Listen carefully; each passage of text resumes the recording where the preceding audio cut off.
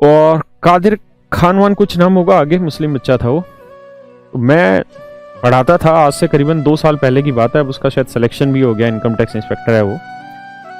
तो मेरे प्यारे बच्चों, कहानी ये थी कि वो बच्चा साइकिल पे आता था और साइकिल पे सफेदी के बहुत सारे दाग पड़े हुए थे। मैं जैसे क्लास में घुस रहा था, वो मुझे वहीं पे मिल गया। तो मैं उसकी साइकिल को देख के हैरान रह गया, क्योंकि आज के टाइम में एटलस साइकिल, वो भी पुरानी खचेड़ा सी साइकिल पे कौन आता है? कोई नहीं आता।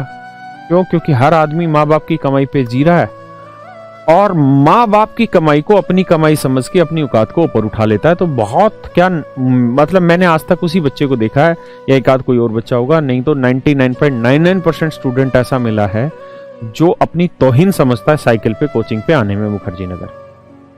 तो यार मैंने उस बच्चे को देखा और वो बच्चा बड़ा दयनीय सी स्थिति में था। सुबह का बैच था 8 बजे। मैं भी वहीं पे पहुंचा। तो मैंने उस बच्चे को देखा यार, देख के मेरे को बड़ा बुरा सा महसूस हुआ कि यार ये बच्चा तो सच में कोई ना कोई दिक्कत में है, तभी ये इतनी साइकिल पे आ रहा और दाग वाग से है। और बच्चा थोड़ा सा मतलब साफ सुंदर सा दिखाई नहीं दे रहा था। साफ सुंदर का मतलब ये नहीं कि रूप का, साफ सुंदर का मतलब नहाया धोया उस टाइप का नहीं दिख रहा था। मैंने बात करी, मैंने कहा बेटा क्या क्या काम करता है? तो फिर उससे बात हुई 5-1 मिनट। तो पूरी कहानी मैंने पूछी कि ऐसा क्या है कि बेटा तू ऐसी अवस्था में। तो उसने बताया कि मेरे फादर साहब, शायद उसने कुछ ऐसा बताया कि माँ बाप में से कोई होगा नहीं और चाचा ताऊ वगैरह जो होते उन्होंने मुझे पाला पोसा है। तो अब मैं अपने भाई को, छोटे भाई को दिल्ली लेके आ गया हूँ मुखर्जी नगर। तो अब मैं खुद कोचिंग कर रहा हूँ और छोटे भाई को स्कूल में पढ़ा रहा हूँ मुखर्जी नगर में। तो खर्चा पानी कैसे चलता है? तो सर 1 रुपए की कोई मदद नहीं करता। तो सुबह उठ के मैं अखबार बांट के आता हूँ और पूरे दिन में सफेदी करता हूँ। सफेदी जो मजदूरी होती है ना, पेंट वेंट वाला काम, ये काम करता हूँ।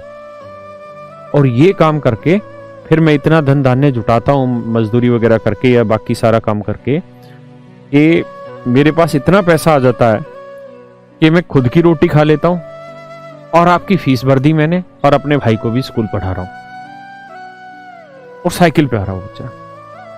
मैंने यार मतलब बड़ा, मैं उस चीज में बड़ा ही परेशान हुआ कि यार इतना कष्ट भी किसी को क्यों दे भगवान, अगर कोई बच्चा पढ़ना चाह रहा है।